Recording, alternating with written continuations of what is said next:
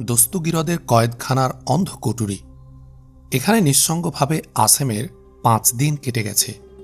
ভয় আর উৎকণ্ঠা মেশানো প্রহরগুলি ওর কাছে বছরের চেয়েও দীর্ঘ মনে হচ্ছিল। এ জেল ছিল অসংখ্য জীবন্ত মানুষের কবরস্থান। দীর্ঘ কারাবাসের কষ্ট সইতে না পেরে অনেকে এখন পাগল। আশপাশের বদ্ধ কক্ষ থেকে কখনো ভেসে আসত পৈশাচিক অট্টহাসি। চরম দুর্দিনেও আসেমের আশার আলো নিভে যায়নি, কিন্তু অশ্রু দিয়ে জ্বালানো তার আশার প্রদীপ এখানে এসে নিভে গিয়েছিল। ওর সোনাঝরা অতীত কয়েদখানার বাইরে হারিয়ে গেছে। সাহসী আবেগ কয়েদখানার 4 দেয়ালে ধাক্কা খেয়ে আছড়ে পড়ছিল মেঝেই।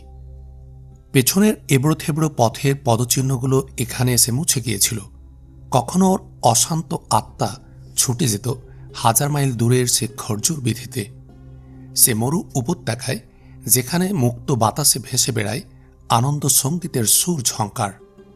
ফুরফুরে বাতাস যেখানে বৃক্ষের পত্র পল্লবে চুমো খায়, যেখানে মৃদুমন্দ বায়ুর পরশে হেসে ওঠে নানান রঙের ফুল। আচমকা জেলের প্রাচীরের গায়ে আটকে যেত ওর দৃষ্টি। ওর সে হারানো পৃথিবীর মুখ পিছনে ঝলমলিয়ে উঠত। চাঁদের স্নিগ্ধ আলো সৃষ্টি করত মোহনীয় পরিবেশ। যে পৃথিবীর আকাশের অগণিত নক্ষত্র মৃদু হেসে ওকে স্বাগত জানাত, তার সবই এক স্বপ্নের মতো মনে হতো। জেলের বদ্ধ কক্ষে যখন ওর দম আটকে আসত, কক্ষময় পায়চারি শুরু করত। আবার যখন আশপাশের কক্ষ থেকে ছুটে আসত অট্টহাসি অথবা কলজে কাঁপানো চিৎকারের ভয়ঙ্কর শব্দ, তখন ও এক কোণে বসে পড়ত। কে এক দুর্বিষহ ভাবনা পিষে মারত ওকে। আমি কি বেঁচে আছি? এই কি জীবন? এর চেয়ে ভালোভাবে কি মরা যেত না? কেন আমি এখানে এলাম? সিনের মৃত্যু সংবাদ পাবার পূর্ব পর্যন্ত মনে হয়েছিল এক মহান কাজের আঞ্জাম দিচ্ছি, কিন্তু এখন সবকিছুই উপহাস বলে মনে হয়। এক পা করে আমি ধ্বংসের দুয়ারে এসে পৌঁছেছি। রোম ইরানের যুদ্ধ অথবা সন্ধিতে আমার কি এসে যায়? কেন ভাবিনি পৃথিবীর সব অশান্তি একা আমি দূর করতে পারব না? সিনও জানতেন রোম ইরানের মধ্যে সন্ধি হওয়া প্রায় অসম্ভব। খালকদুন থেকে রওনা করার পর তিনি বুঝেছিলেন এগিয়ে যাচ্ছেন মৃত্যুর দিকে। তবে কোন আবেগ তাকে এত দূর পর্যন্ত নিয়ে এসেছিল? আমি তাকে আসতে বাধ্য না করলে কি এই অবস্থার সৃষ্টি হতো? আবার ও হাত মুষ্টিবদ্ধ করে চিৎকার করত, আমি সিনের হত্যাকারী, আমি তাকে মৃত্যুর পথ দেখিয়েছি। কিন্তু তা না হলে আমি কি করতাম? আমার কি করা উচিত ছিল? বেদনার দুর্বিষহ বোঝা যখন হৃদয় মন ভারী করে তুলত, কল্পনার পাখায় ভর করে ও চলে যেত অনেক দূরে। মন ছুটে যেত খালকদুনের কেল্লায়।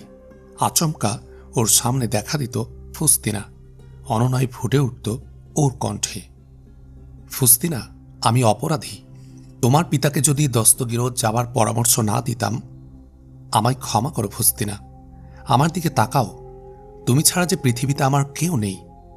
আমি সব হারিয়েছি, কিন্তু তুমি আমার। তোমায় হারাতে চায় না ফুস্তিনা। রোম ইরান নিয়ে আর মাথা ঘামাবো না। ফুস্তিনা, আমায় ক্ষমা করো। তোমার চোখের অশ্রু আমি সইতে পারি না, তোমার কান্না শুনতে পারি না ফুস্তিনা। ওর কল্পনা যখন চিৎকার হয়ে বেরিয়ে আসত, শিউরে উঠে এদিক ওদিক চাইত, বাস্তবে ফিরে আসত হঠাৎ। বাইরের দুনিয়া হারিয়ে যেত কারা প্রকোষ্ঠের নিঃসঙ্গ আধারে। আবার ওর মনে হতো অন্ধকারের আবর্ত থেকে বেরিয়ে এসেছে ফুস্তিনার আত্মা। কি এক মমতায় ভরিয়ে দিচ্ছে ওর শূন্য হৃদয়। বেঁচে থাকার ইচ্ছেরা ওর ভেতর মাথা উঁচিয়ে দাঁড়াত। প্রতিদিন একবার করে কক্ষের দরজা খোলা হতো। তার সামনে খাবার রেখে পাহারাদার ফিরে যেত। প্রথম 2 দিন ও খাবার ছোঁয়নি। তৃতীয় দিন একজন পুলিশ অফিসার তার কাছে এসে বললেন, তোমার যেন কোনো কষ্ট না হয় সেদিকে লক্ষ্য রাখার জন্য আমাদের নির্দেশ দেয়া হয়েছে। যেসব কয়েদি জীবনের প্রতি বীতশ্রদ্ধ হয়ে পড়েছে, ওরাই কেবল না খেয়ে মরতে চায়। তুরুজের মতো লোক তোমায় ভালো জানেন। যে ব্যক্তি সিনের সঙ্গে থেকেছে তার পক্ষে এতটা ভেঙে পড়া সাজে না। আমার দৃঢ় বিশ্বাস সেনাবাহিনীতে সিনের অনেক সমর্থক রয়েছে। তারা তোমার মুক্তির ব্যাপারে চেষ্টা করবেন। জীবনের প্রতি অনীহা না এসে থাকলে তোমাকে বেঁচে থাকার চেষ্টা করতে হবে। মত পরিবর্তন করতে কিসরার সময় লাগে না।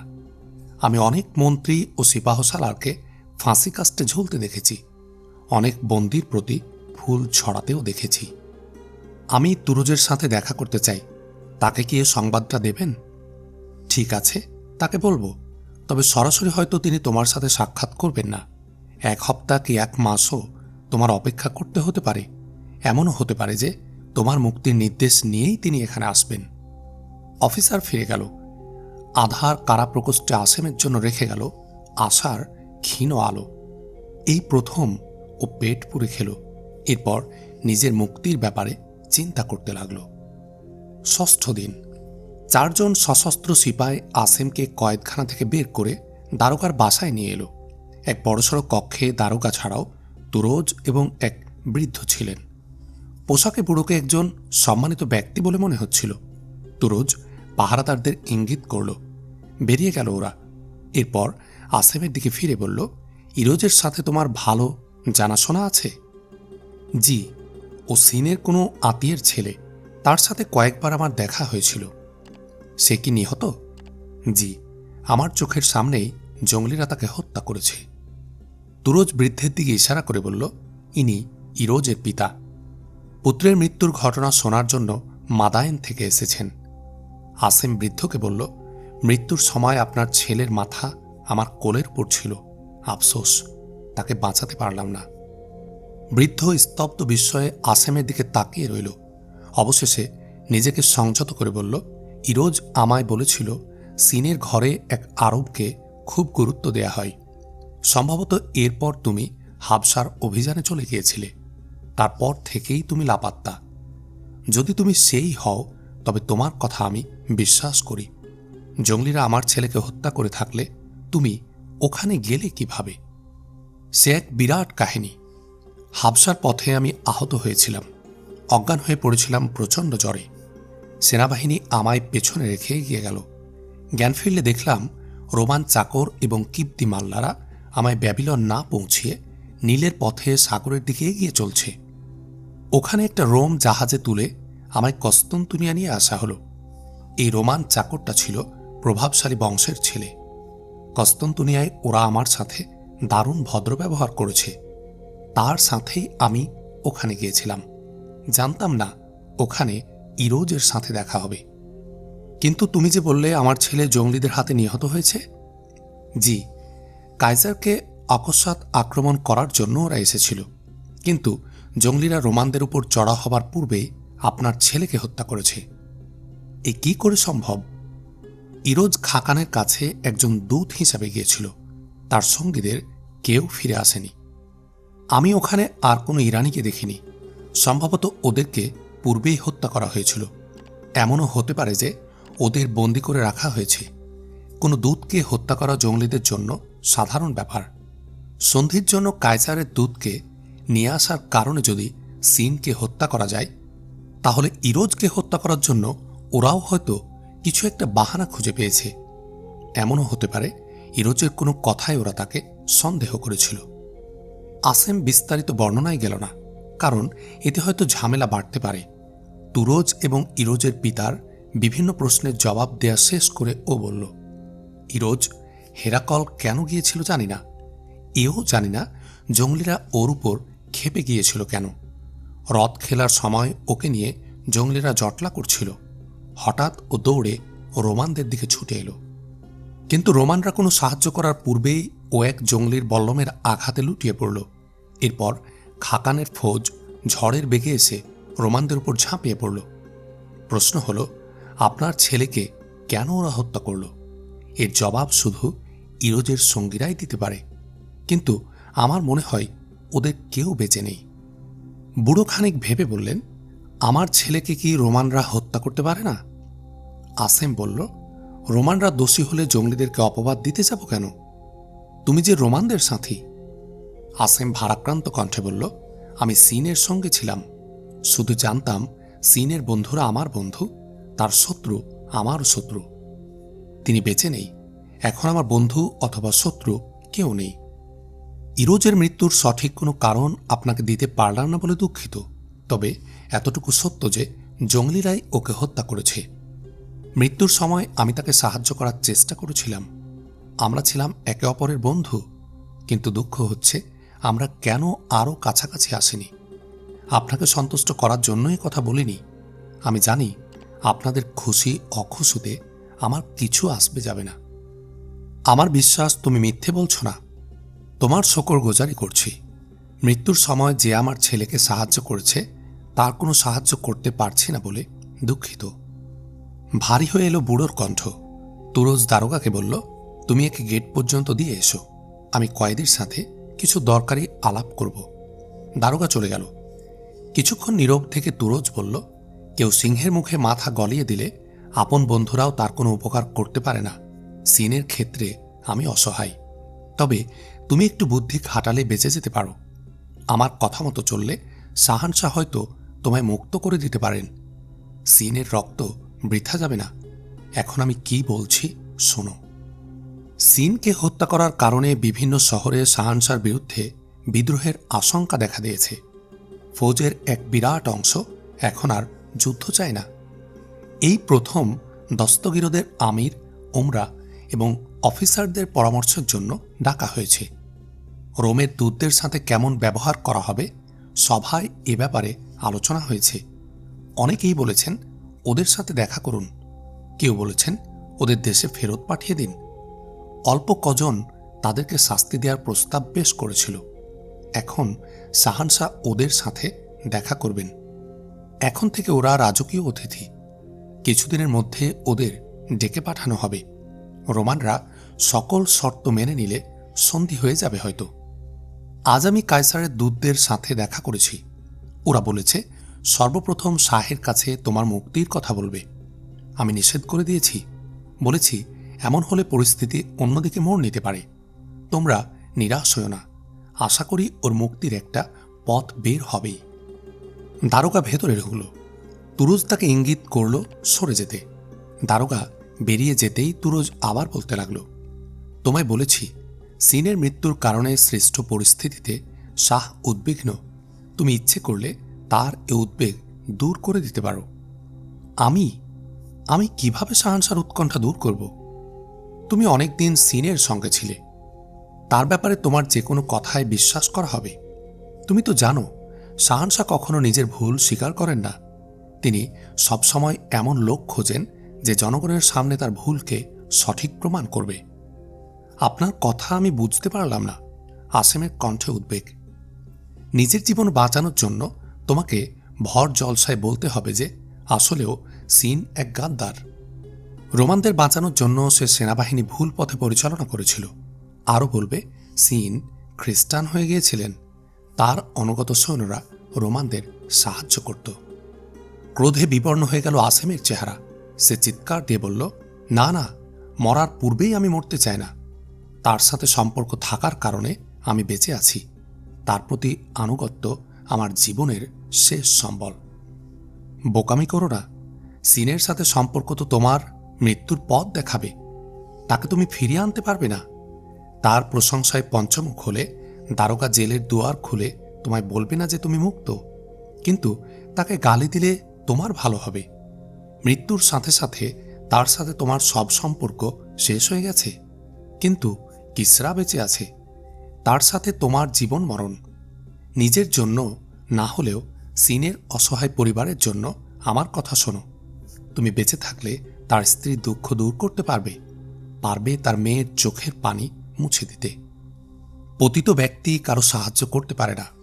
আমি জানি মৃত্যুর রূপ অতি ভয়ঙ্কর, কিন্তু আপনি আমাকে তার চেয়ে ভয়ঙ্কর এক পথ দেখাচ্ছেন। যদি আমাকে পরীক্ষা করতে চান, শাহানশাহর কাছে নিয়ে চলুন। ভর জলসায় বুক ফুলিয়ে বলবো, আমি সিনের বন্ধু। সিনের হত্যাকারীর কাছে আমি জীবন ভিক্ষা চাই না। সিনের মতো আমার চামড়াও তুলে নিতে পারো। কোনো ভয় অথবা লোভ আমার মুখ থেকে এ মহান ব্যক্তির বিরুদ্ধে কিছু বের করতে পারবে না। আমার জীবনের প্রতি এতটা গুরুত্ব দিচ্ছেন বলে আপনাকে ধন্যবাদ, কিন্তু অপমানকর জীবনের ঘানি টানা আমার পক্ষে সম্ভব নয়। তুরজ অপলক চোখে আসেমের দিকে তাকিয়ে রইলেন। অকস্মাৎ দাঁড়িয়ে আসেমের কাঁধে হাত রেখে বললেন, বন্ধু, আমি অসহায়। হুকুম দেওয়ার অধিকার থাকলে আমার প্রথম নির্দেশ হতো একে মুক্ত করে দাও। ইরানের সকল সম্পদ এনে ওর পায়ের কাছে জমা করো। আমার উপর যদি না রেগে গিয়ে থাকেন তবে একটা অনুরোধ করব, সিনের স্ত্রী এবং মেয়েকে একটু দেখবেন। আমার আশঙ্কা হচ্ছে তাদের পরিণতি সিনের চাইতে ভয়াবহ হবে। রাগ করিনি, বরং তোমায় ঈর্ষা করছি। এ মুহূর্তে কিসরা ওদের দিকে দৃষ্টি দেবেন না, তবুও আমি ওদের দিকে পূর্ণ দৃষ্টি রাখব। তোমার ব্যাপারেও আমি নিরাশ নই। আমার মন বলছে সন্ধি হয়ে গেলে তোমায় মুক্ত করা তত কঠিন হবে না। কিসরা সেনাপতির দায়িত্ব আমায় দিতে চাইছেন। রোমের দূতদের সাথে কথা বলার জন্য আপাতত তা স্থগিত রাখা হয়েছে। সন্ধি হয়ে গেলে তো তার আর দরকারই হবে না। তুরজ হাততালি দিল। দারোগা এবং কজন সশস্ত্র সিপাহী ঢুকল ভেতরে। তুরজ আসেমকে নিয়ে যেতে বললেন। কায়সারের দূতদের সাথে দেখা করার পূর্বে সন্ধির শর্ত নিয়ে আলোচনার জন্য মন্ত্রী পরিষদের সদস্য, সামরিক অফিসার এবং পাদ্রীদেরকে দায়িত্ব দেয়া হল। এরা ওদের সামনে এমন অপমানকর প্রস্তাব পেশ করল যা পরাজিত দুশ্মনের বুকে ছুরি ধরে স্বীকার করানো হয়। কিন্তু শর্তগুলো মেনে নেওয়া ছাড়া রোমানদের কোনো উপায় ছিল না। পারভেজকে সংবাদ দেয়া হল যে কায়সারের দূত সন্ধির শর্ত মেনে নিয়েছে। কিসরা অত্যন্ত শান শওকতের সাথে দরবার বসালেন। দূতদেরকে বন্দির মতো দরবারে হাজির করা হল। মসনদের পাশে কার্পেট মোড়া উঁচু স্তম্ভে পবিত্র আগুন জ্বলছিল। সামনে ছিলেন সালতানাতের আমির ওমরাগন। শাহানশার পাশে বসেছিলেন রানী শিরি। দরবার মহলের সুসজ্জিত দেয়ালে শোভা পাচ্ছিল সোনার কারুকাজ করা বিচিত্র আর দুর্লভ শিল্পকর্ম।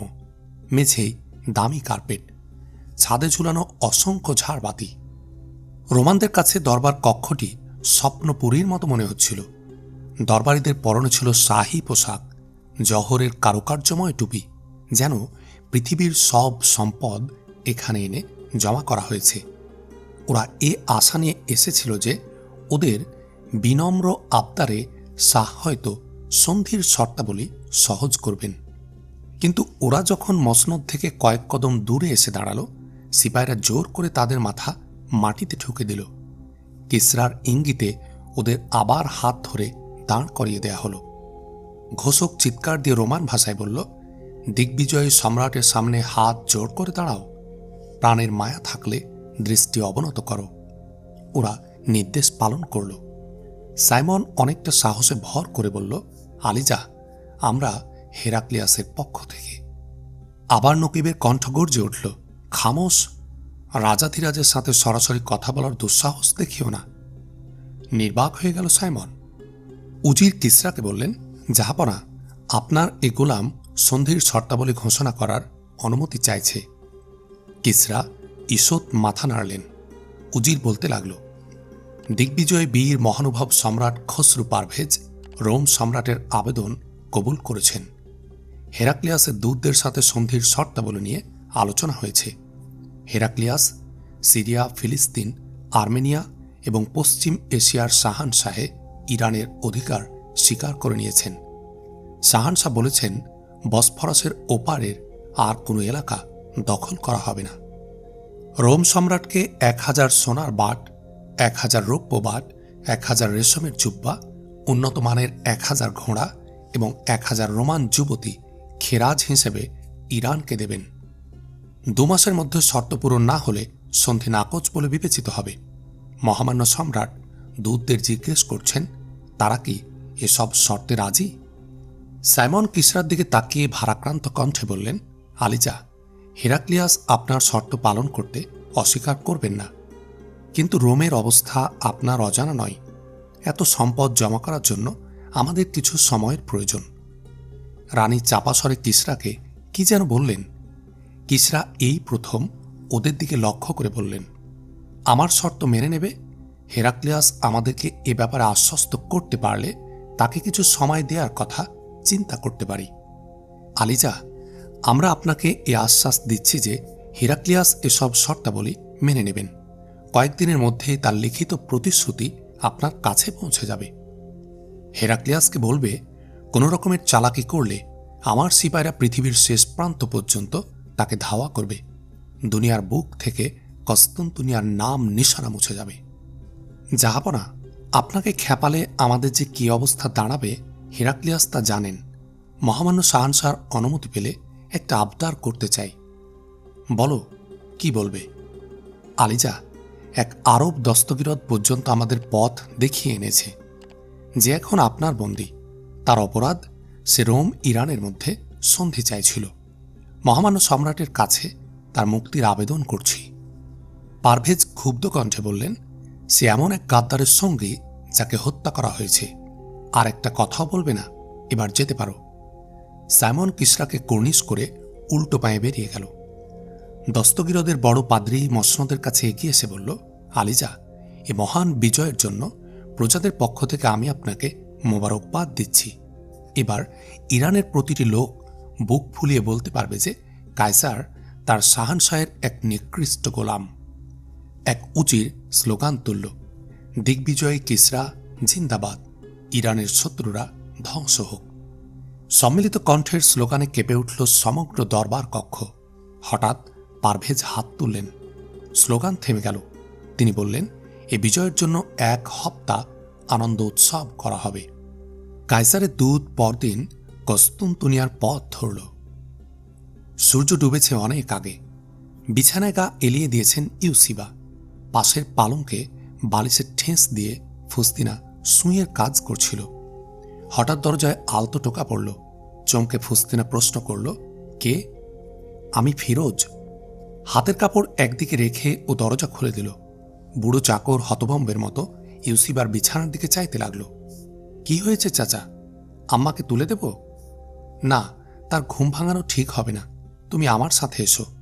দস্তগিরদ থেকে কজন লোক কি সংবাদ নিয়ে এসেছে। ক্ষণিকের জন্য শিহরিত হল ফুস্তিনা। দুশ্চিন্তা আড়াল করে বলল, তারা এখন কোথায়? বৈঠকখানায় বসিয়ে রেখে এসেছি। ফুস্তিনা বেরিয়ে গেল। শক্ত হবার চেষ্টা করার পরও পা কাঁপছিল ওর। চকিতে দাঁড়িয়ে প্রশ্ন করল, চাচা, ওদেরকে আব্বার কথা জিজ্ঞেস করনি? জিজ্ঞেস করেছি, কিন্তু ওরা তোমার আম্মা বা তোমাকে ছাড়া কাউকে কিছু বলবে না। ওরা অপরিচিত হলে আম্মাকে তুলে দিই। ওদের সাথে ক্লেডিস রয়েছে। ক্লেডিস? ওই যে আব্বার সাথে গিয়েছিল? হ্যাঁ। তা আগে বলনি কেন? বলেই ফুস্তিনা দ্রুত পা বাড়াল। ক্লেডিস পায়চারি করছিল কক্ষময়।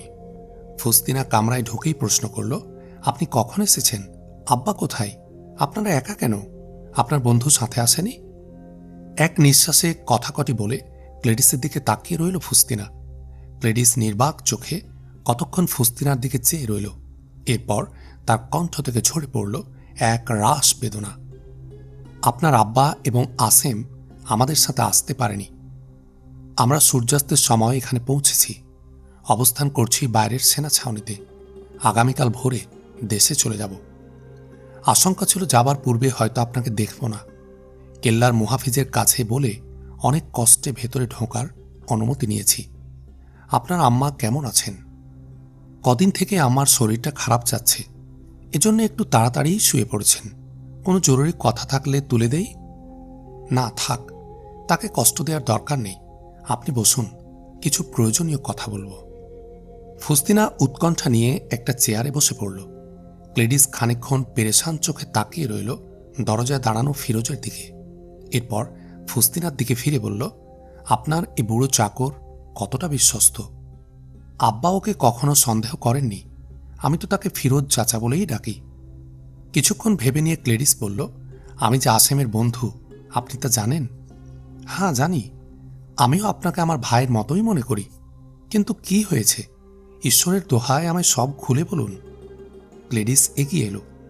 ফুস্তিনার মাথায় হাত রেখে ভারাক্রান্ত কণ্ঠে বলল, বোন, আমি কোনো ভালো খবর নিয়ে আসিনি। তোমায় সান্ত্বনা দেওয়ার সময়টুকু পর্যন্ত আমার হাতে নেই। তোমাদেরকে অনাগত বিপদ থেকে বাঁচানো আমার কর্তব্য। তুমি হিম্মত না হারালেই কেবল আমি সে দায়িত্ব পালন করতে পারব। আমি জানি দস্তগিরদের সংবাদ বরদাস্ত করার জন্য পর্বতের মতো কঠিন প্রাণের প্রয়োজন। এখন পরিস্থিতির দাবি হচ্ছে তোমাদের কান্নার শব্দ মুখ থেকে যেন না বেরোয়। ফুস্তিনা হতভম্বের মতো ক্লেডিসের দিকে তাকিয়ে রইল। ক্লেডিসের মুখে আর কোনো কথা ফুটল না। কিছুক্ষণ নিঃশব্দে কেটে যাবার পর ও বলল, ফুস্তিনা, তোমার পিতা আর কোনোদিন ফিরে আসবেন না। যদি কোনোদিন জেল থেকে বেরোতে পারে তবে হয়তো আসেম ফিরে আসবে, কিন্তু দস্তগিরদে তোমার আব্বার বন্ধুদের আশঙ্কা হচ্ছে তোমাদের ব্যাপারেও পারভেজের নিয়ত ভালো না। মজুসি পাদ্রীরা কিসরাকে তোমাদের বিরুদ্ধে উত্তেজিত করবে। ওরা যদি বলে তোমরা খ্রিস্টান তাহলেই হলো। তোমার আব্বার বন্ধুদের কেউই এখন আর নিরাপদ নয়। এখন আমার প্রথম কাজ হলো তোমাদেরকে কস্তুন্তনিয়া পৌঁছে দেয়া। ইরানের দূত আমাদের সাথে যাচ্ছে। পরশু রাতে যদি তোমরা বেরোতে পারো, শহর থেকে মাইল 3 দক্ষিণে চলে যাবে। সাগর পাড়ে দেখবে একটা পতিত গির্জা। ওখানে কজন লোক তোমাদের জন্য অপেক্ষা করবে। কোনো কারণে আমি না এলে দিলরেস অবশ্যই আসবে। আমাদের জাহাজ থাকবে উপকূল থেকে একটু দূরে। রাতে তোমাদের জন্য নৌকার ব্যবস্থা করা হবে। ফুস্তিনা কোনো জবাব দিল না। পাথর প্রতিমার মতো ও নিথর হয়ে বসে রইল। হঠাৎ কেঁপে কেঁপে উঠল ওর শরীর, চোখ ভরে এলো অশ্রুতে। ক্লেডিস ধরা আওয়াজে বলল, তোমাদেরকে অগ্নিপূজারীদের হাত থেকে রক্ষা করাই হয়তো তোমার পিতার অন্তিম ইচ্ছা ছিল। জানি না তোমরা কস্তুন্তনিয়ার কদ্দূর নিরাপদ থাকবে। কথা দিচ্ছি, বসফরাসের পানি আমাদের রক্তে লাল হয়ে যাবে, কস্তুন্তনিয়ার অলিগলি ভরে যাবে আমাদের লাশে। তবুও তোমাদের জীবন এবং সম্ভ্রমের হেফাজত করব।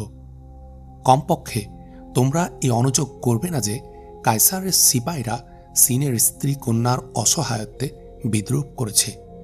সিনের আত্মদানের বিনিময়ে কিসরা আমাদের সাথে কথা বলেছেন। তার সন্ধির শর্তাবলী একজন কাপুরুষ রোমানও বরদাস্ত করবে না। তার কথা না মানলে আমরা দস্তগিরদ থেকে প্রাণ নিয়ে ফিরে আসতে পারতাম না।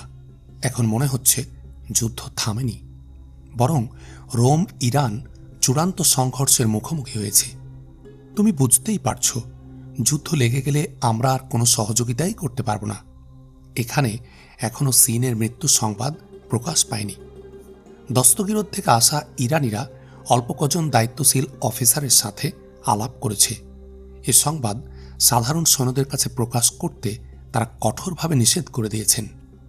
কিন্তু আমার ধারণা খুব শীঘ্রই এ খবর ছড়িয়ে পড়বে। তখন তোমরা কিল্লা থেকে বেরোতে পারবে না। আর 2-4 দিনের মধ্যে যদি তোমাদেরকে দস্তগিরদ পৌঁছানোর জন্য পারভেজের নির্দেশ পৌঁছে যায়, তাহলে তোমার আব্বার বন্ধুরাও কিছু বলতে পারবে না। তোমরা যে এ সংবাদ পেয়েছ এ কথাও যেন কেউ জানতে না পারে। বোন, আমি বুঝি তোমার মনের অবস্থা, কিন্তু এখন যে কান্নার সময় নয়। ফুস্তিনা অনেক কষ্টে অনিরুদ্ধ কান্নার আবেগ সংযত করে বলল, পারভেজ আব্বাকে হত্যা করেছে? কেন যেন বিশ্বাস করতে পারছি না। এ কি করে সম্ভব? আম্মা বলতেন তারা দুজন বাল্যবন্ধু। আপনার কথা যদি সত্যি হয়, আমি কেন বেঁচে থাকব? ক্লেডিসের দুচোখে অশ্রু টলমল করছিল। ও বিষণ্ণ কণ্ঠে বলল, ফুস্তিনা, তোমার আব্বা বেঁচে নেই, কিন্তু আসেম তো আছে। তার জন্য তোমায় বেঁচে থাকতে হবে। আমার দৃঢ় বিশ্বাস, ছাড়া পেয়ে এসে পৃথিবীর প্রতিটি স্থানে তোমায় খুঁজবে। তুমি কি বন্দিনী হয়ে কিসরার হারেমে যেতে চাও? তুমি কি চাও তোমার আর আসেমের মাঝে বাধা হয়ে থাকুক কিসরার মহলের পাষাণ প্রাচীর? তুমি কি জানো হারেমে এখনো তোমার মতো 3000 তরুণী রয়েছে। ওদের করুণ ফরিয়াদ ওদের পিতামাতা স্বামীর কান পর্যন্ত পৌঁছবে না কোনো দিন। অন্তহীন বিষণ্ণতায় ফুস্তিনা হাত মুঠো পাকাতে লাগল।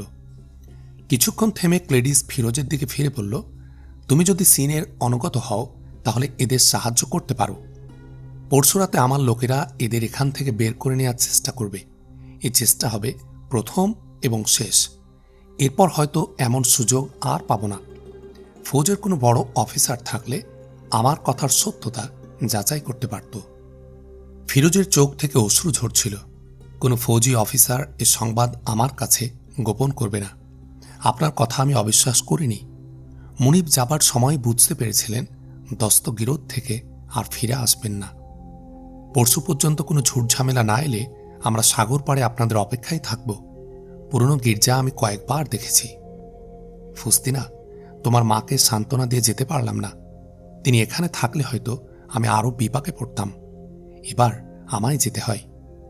ফুস্তিনা তার চোখে চোখ রাখল। অনেক চেষ্টা করেও একটা শব্দও বলতে পারল না।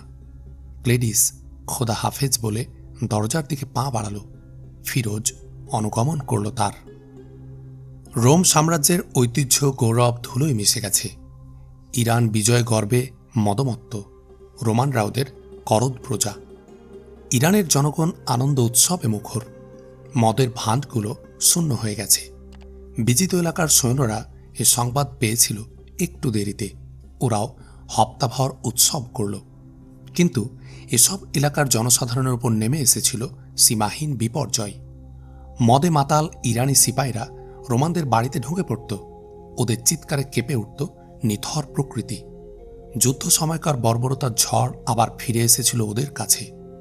মজলুমের মর্সিয়া আর জালেমের অট্টহাসিতে ভারী হয়ে উঠেছিল মিশর, সিরিয়া এবং পশ্চিম এশিয়ার বাতাস। কিসরা প্রতিদিন উৎসব করতেন। সাধারণত মাতাল হয়ে পড়ে থাকতেন তিনি।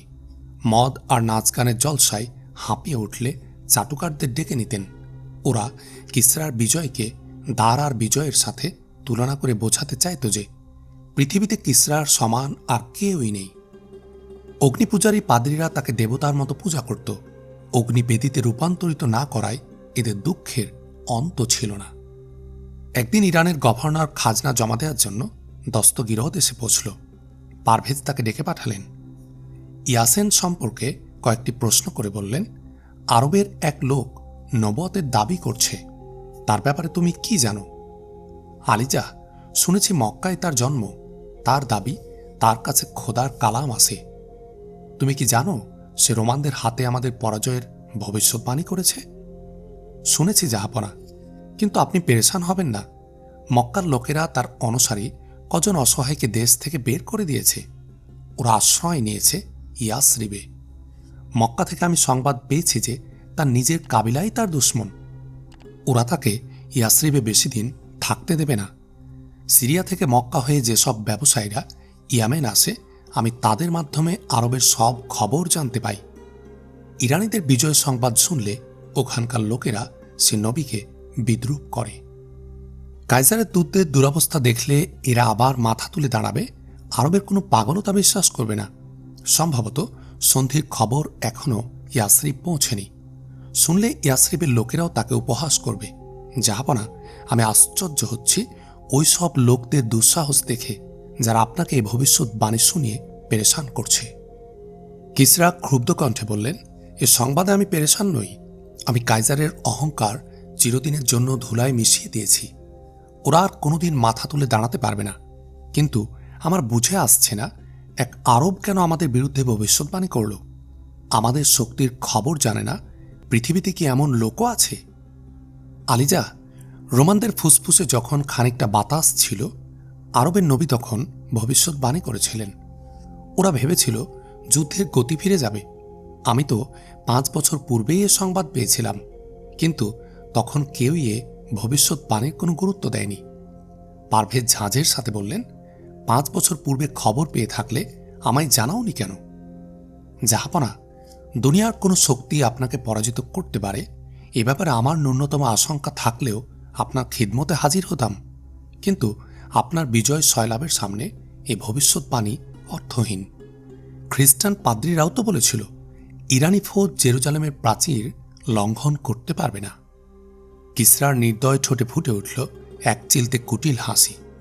গভর্নরের মনে হল আকস্মাৎ খড়গটি তার মাথার উপর থেকে নেমে গেছে। আপাত দৃষ্টিতে সবাই দেখছিল রোমানদের অপমানকর পতন। কস্তন্তনিয়ার শাসকরা আধারের গভীর আবর্তে ঘুরপাক খাচ্ছিল। নিঃশেষ হয়ে গেছিল আবার মাথা তুলে দাঁড়াবার সব সম্ভাবনা। দিগন্তে হারিয়ে গিয়েছিল হেরাক্লিয়াসের সৌভাগ্য সূর্য। তার ভাগ্যের কালো রাতের নিষ্প্রদীপ আকাশে কে দেবে ভোরের পয়গাম? কিন্তু পৃথিবীর এক কোণের কিছু মানুষের কাছে জয় পরাজয় তখনও নির্ধারিত হয়নি। ইরানিদের বিজয় সংবাদে কোরেশরা তাদের উত্ত্যক্ত করত। পরিশেষে রোমানরা বিজয়ী হবে। মহানবী সাল্লাল্লাহু আলাইহি ওয়াসাল্লামের এ ভবিষ্যৎবাণী ওরা মনে প্রাণে বিশ্বাস করেছিল।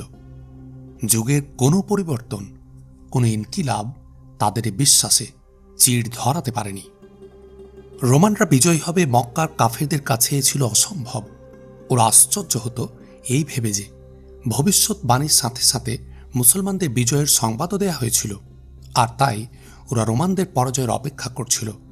কিসরার যেমন দৃঢ় বিশ্বাস ছিল রোমানরা মাথা তুলবে না, মুহাম্মদ সাল্লাল্লাহু আলাইহি ওয়াসাল্লামের অনুসারী সেই মুসলিমের মানুষদেরও তেমনই দৃঢ় বিশ্বাস ছিল রোমানরাই বিজয়ী হবে। রাতের আধারে পালিয়ে যাওয়া অসহায় মানুষগুলো কোনো ময়দানে জয়লাভ করবে, কোরেশদের কাছে এ হাস্যকর মনে হতো। তবু তারা বলতো, পরাজিত হলেও কায়সার রোম সম্রাট, বসফরাসের পাড়ে রয়েছে তার বিশাল সেনা ছাউনি, গির্জা তার পক্ষে, দেশের হাজার হাজার মানুষ তার ডাকে সাড়া দেবে।